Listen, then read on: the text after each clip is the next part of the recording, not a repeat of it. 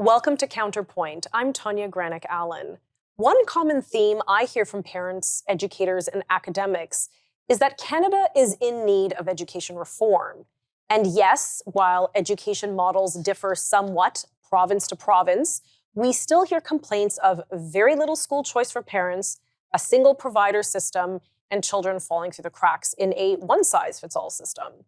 Peruse the current news headlines in Canada, and you will also see many stories of so-called woke education in schools, with activists, usually from the Ministry of Education, pushing radical concepts like gender theory and critical race theory into Canadian classrooms. You hear about parents standing up at school board meetings to assert their rights over their child's education, even demanding education reform.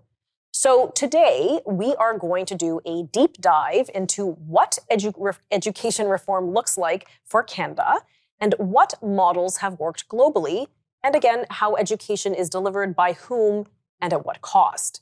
And joining me to share her expertise in studio is Dr. Deani Van Pelt, head of Edvance and Industry Association for Independent Schools, as well as a Cardis Senior Fellow and a Fraser Institute Senior Fellow. We spoke recently, well, I guess it's several months ago now, at a conference, and it was sort of about this topic, and I thought, we really need to bring to our viewers more information on education reform. I think many Canadians, whether currently with children in the system or not, feel that some things maybe need to change or something could be done differently. So perhaps I'll just ask you right off the top is, what does education reform, what is it and what does that look like? Education reform is taking a look at the big questions about how we educate and how we've decided to educate. So when we looked at this question 150 years ago, we said, we need a common school approach. We need to assimilate the population. We need to focus on democracy and on citizenship formation, and that can be best achieved through a one-size-fits-all common school experience. And so since then, we've had public schools. So exactly. So that was the result. And of course, the one compromise was that there would be separate Roman Catholic schools for the families that would choose that instead of the standard Protestant public school system. So is there, and I appreciate that, and some of us are recently familiar with the school board elections, and so we are, thinking about how we voted and whatnot, but so are there Catholic separate schools? Because that is a choice in of itself, but are they throughout the country, or is there only some province that have that kind of choice? Yeah, 3 provinces have that choice. So in Ontario, about a third of students have attended separate Roman Catholic schools. So a third of Ontarians, a little less in Saskatchewan and Alberta, have also attended publicly funded, publicly delivered Roman Catholic schools. Other provinces make account for that. They allow the funding of independent schools. So in British Columbia, for example, if a parent wants a Roman Catholic education for their children, they will have to go through the independent school route, but they are funded by the government, or partially funded at about 50% of what would normally be given if the student went to a public school. So the point is, education reform is asking the bigger question about, are we sure that the way that we've designed our delivery of education, the way we fund it, the way we regulate it, the way we offer it, are we sure that we've got it right for the day and the era that we're living in? So if we stand back and we take a look at what's going on in Canada, we can see, particularly following the pandemic, but even prior to it, an increasing but slow trajectory for more choice away from government-provided schools towards alternative or independent options. And I think you mentioned a very good point there. Since the COVID-19, eruption, because really it caught everybody kind of off guard, and all of a sudden things were upended. Children who normally would be in school were now studying at their dining room table, if there was even online learning, because it took a while for different systems to catch up. And I think parents really had an opportunity to look and say, well, does this education actually work? I'm hearing what they're teaching. Is this what I want? Yeah, and I think not only are parents asking that question, I look forward to exploring that a little more with you, but we as society might want to use this as an opportunity to explore, are there different ways to deliver and design public education? Because if we think about it, public education is the education of all the children in our provinces. Every single child is a child of the public, so to speak, from one definition. So if we want to design a public education system where all children can find themselves and all parents can find a place for their child to flourish and to grow, maybe the way we've designed it could be looked at anew. And I think we've got some answers when we look at other countries around the world. Okay, we'll be right back in just a few moments.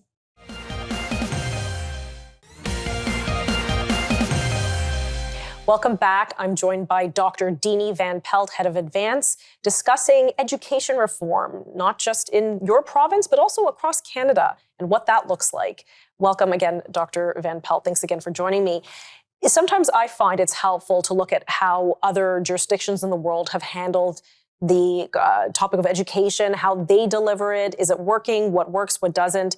Maybe you could share some of the examples that you've come across in your research. The vast majority of democratic countries across the world have a system of education that's called education pluralism. And what that means is that there is a diversity of providers of education, but they're funded and regulated by the state. So take a look at a country. This is the most extreme example, the Netherlands. They have 36 forms or approaches to education. Wow. Secular, Christian, Protestant Christian, Catholic, Muslim, Montessori, the list goes on. 36 different systems that are funded, regulated, and some offered by the state, but not all are offered by the state. And that's what pluralism is. There's a plurality of providers.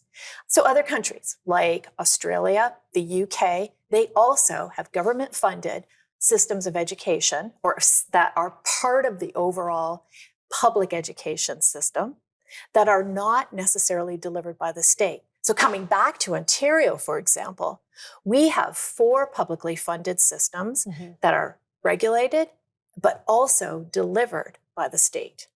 And we do not have any systems that are funded that are delivered by alternative providers. So if I understand you correctly, if I'm a parent in the UK and I see a school down the road, pretty much 9 times out of 10, that school is state funded, even though it may have a completely different modality of education, if you will? Exactly. There are very, very few schools in the UK that are funded purely on private dollars or on tuition. And so in Ontario or other the 4 Atlantic provinces, we find that one must attend a government-funded, regulated, and delivered system, government-run system of schooling. That's it. Now you might be able, as I said, in Ontario, to choose from among that, but if you want to make a choice to attend a school that is community designed or come together under a not-for-profit, you are totally on the hook for all of the funding of it. So it's this odd sense that we have public schools and independent schools, and it's almost as though we've had to pit them up against one another. And if we would look at the other jurisdiction, we'd see that public education includes all of those approaches. So it's like a highway with a lot of lanes on it.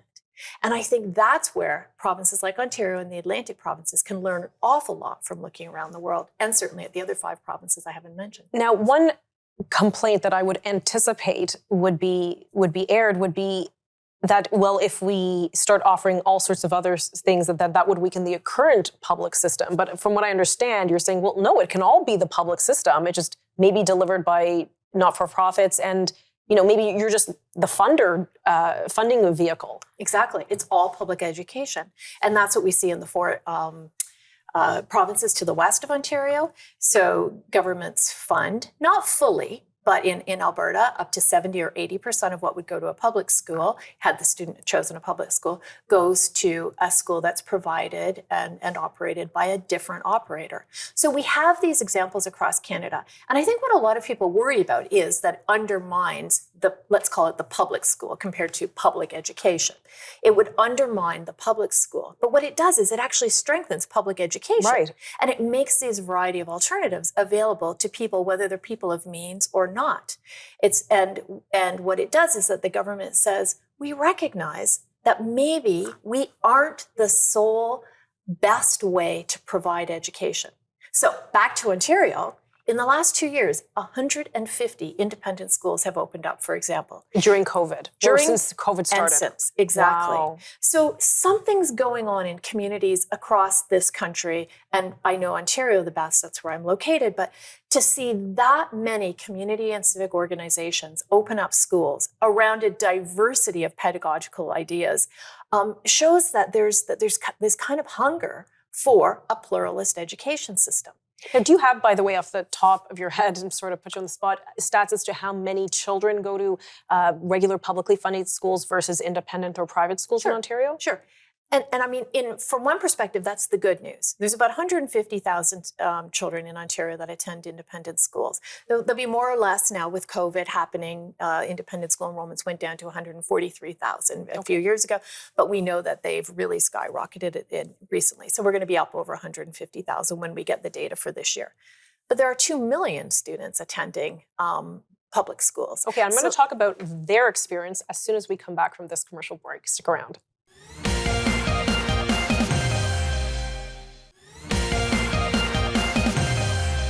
Welcome back. We're discussing education reform, and it's always a hot topic, especially lately in the news when we've seen some crazy headlines. I'll call them crazy because they sometimes are, of all sorts of woke stuff happening in schools and parents wondering, is this what I want to see in my child's school? So it makes you think of, well, how could we do education better? How do we build back better, as they say? Well, joining me again is Dr. Deani Van Pelt, head of Edvance. Dr. Van Pelt, before the break, you shared with us some of the Ontario numbers that upwards of 150,000 students are seeking in Ontario, at least, a non-typical education path, which is a public government-funded, government-delivered system. Where are these students going? What kind of schools do they attend? Yeah. And so to be clear, there are about 450,000 across Canada that attend independent schools and about 5 million that attend government schools. So do you see the stats, right? Wow. It's not going to overthrow public schooling, but it does provide options for parents who want to choose something different. So what they're choosing is, and particularly what we're seeing in the last 2 years, is this growth in schools that are opening around really interesting pedagogical ideas. So we're used to hearing about Montessori, right? Mm-hmm. We're used to Yes. hearing about various religious independent schools, and about 40% of students attend religious independent schools. But the rest are choosing these new interesting pedagogical approaches. Nature schools, forest schools, Yes. as you well know, that's really been blossoming. But other things like the micro-schooling movement, special ed schools that focus on a certain type of learner and offer experiences and professional educators just with a focus on that spec ed focus. Arts schools, museum-based schools, athletic schools, so based on a particular sport, like just a school focused all around hockey. Wow. Schools focused around music. And of course, they're getting a whole education. They're responsible Well, like the to do National that. Ballet School. The children for go and example. do ballet for hours a day, but they also are getting an education. Exactly. So it's this diversity that we see that's just popping up on the landscape all across the country. It shows that it's time here in Canada for a true system of educational pluralism. As I say, we've seen it across the world, and it fits, for example, with the trajectory. Let's talk about the European Union and their current statement to modernize education. It says that parents should be able to educate their children based according on their most deepest convictions, their philosophical convictions, their pedagogical convictions, and their religious convictions for the education of their child. We've always put parents central, and we've upheld that their views, their convictions should be able to be realized in the education of their children. And we're seeing an explosion of that in the last 2 years. Wow. So this is a time, I think, of education reform is happening, whether we want to recognize it or not, whether governments want to respond to it or not. But there's this groundswell of hunger for an education that fits the child. And one size fits all, the common school approach, that compromise that we came up with 150 years ago, maybe it's had its time. And maybe we need to look at the rest of the world and listen to what parents are doing in our time to see what the real answer is about education reform. You bring up an excellent point that there is a hunger, and not even just from the parent, but from the student as well. You know, mom, something doesn't feel right about class, and maybe something works differently, and parents sometimes do want to think out of the box, and the box is a very small box in Ontario at least, but in all the parts of Canada as well. Then you have parents who find it's challenging in Ontario to pay these extra dollars to a private school while also paying a large percentage of their property tax to support the public schools. Cost is a prohibitive issue. So if we were to open up education pluralism, would that incentivize more people to explore more options and maybe take that burden off the parents? Absolutely. And it would create more equity. It would make these options available to a wider diversity of parents. And we know that when students of a wide variety of backgrounds are able to attend independent schools, academic achievement does go up. And so we actually, through diversity, create more equity. Oh, wow. I mean, I think that you've again brought up a very good point, equity, because it's true. There are some financially disadvantaged individuals or parents who may not be able to afford that expensive private school or relatively expensive private school, or, or get the transportation sorted out and don't have the means, or those schools may only be located in certain geographical locations. So to promote, people say, well, it's not equal quality of outcome, it's equity of access. Does everybody have equal access to these kinds of institutions? Exactly. And I think we need to be really clear. We are not prohibited from founding independent schools in Ontario. We are free to open these alternatives. And our government does not put up a lot of barriers to creating these schools. And I think that's a point to really be celebrated. But it's now about the access, the equity of access for all families to make these choices. Okay, we're going to pick up this discussion right when we return in a few moments.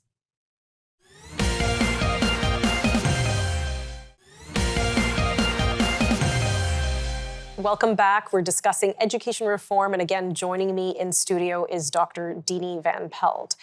Deani, this has been a very fascinating conversation so far, and I think you've highlighted some excellent points. Definitely have given me a lot to consider as a mother of 5. It sounds like we do need education reform, and there are many jurisdictions in the world who do it and do it well. And I want that here. I want that in Canada, and I live in Ontario. I want that in Ontario. How do we get there? What are the hindrances to getting there, and how would we overcome that? I think we have to become absolutely passionate that every child deserves an education that fits with their needs and with their parents' convictions. And whether those convictions are rooted in a pedagogical vision for their child's education, religious, philosophical, we need to have respect for every individual child. And once we become really hungry for each child to be able to be in a school where there's a good fit, and we know from the research that where there's a good fit, the academic achievement will be higher, we will then become really creative about ways of designing a public education system that makes a diversity of approaches to education available to all students. It's called the universality principle, really. All of the options should be universally accessible to all children, to all families, regardless of their ability to pay. I agree. That sounds exactly what we should be working towards. And I hope, whatever politicians are listening to the show, that they will hear this and maybe try to implement some of the changes. As a parent, is there anything I can practically do if I want to sort of be speaking to my, I know this is, my MPP, or speak to my MLA, or speak to the school board? Is there any where I can voice my concerns? Absolutely start with your child. Your child is a person. Look into his or her eyes and hunger to know your child, and become deeply passionate about finding an education that fits them and their potential to become all that they can be.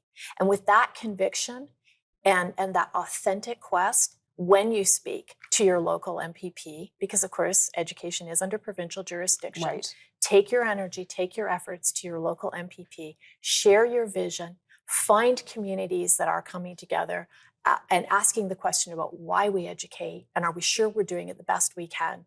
I think with that hunger and with that sort of working within your community and speaking to your member of provincial parliament, you can go a very long way to make sure that every child in this province has the education they deserve and need. And I've noticed over the past number of years that there has been a lot of advocacy, especially coming from some of the parent groups with children, say, for example, diagnosed with autism spectrum disorder, that their children, for example, need a different delivery of education. Or, sometimes you hear that maybe we do need more boy-centric schools because they sure learn a little bit differently than girls do. Maybe they need a different delivery, or this works better for them. And like you said, you mentioned maybe there are some schools where it's like a hockey school, more sports-centric school, where somebody who is going through professional sports doesn't have to forego a quality education along the way. I think you're exactly right on. And we don't have to do it out of fear. I think our politicians can look around. All of our policymakers, they can look around. They don't have to even lead the way. It's being done well in other provinces. It's being done very well across the world. It's time to modernize our system here for the kids' sake. Now, I know teachers' unions play a large role in the educational landscape. Obviously, they are a voice for teachers.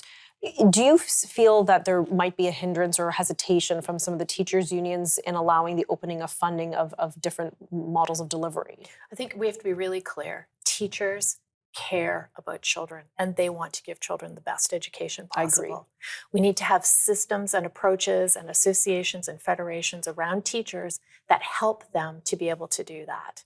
And again, I think we can be very creative in that way. And I don't think we have to be fearful of certain associations or, again, get back to our foundational questions. Are we educating well? Let's become really hungry that our children become people of character, that they're well-formed civically, that they're ready to contribute to the next phase of our country and whatever it is that we're going to be. But let's work together and let's know that we are all doing it for the sake of the kids. Okay, Dr. Van Pelt, again, excellent discussion. And, I will hold my breath. I will hold my breath because I think that we are on the precipice of something great here in Canada with respect to education reform. You're absolutely right. Thank you so much. Well, that was an interesting discussion. Again, I think we will see education reform happen sooner than later, and perhaps it was COVID that would have been the last thing to push it over the edge. For Counterpoint, I'm Tanya Allen.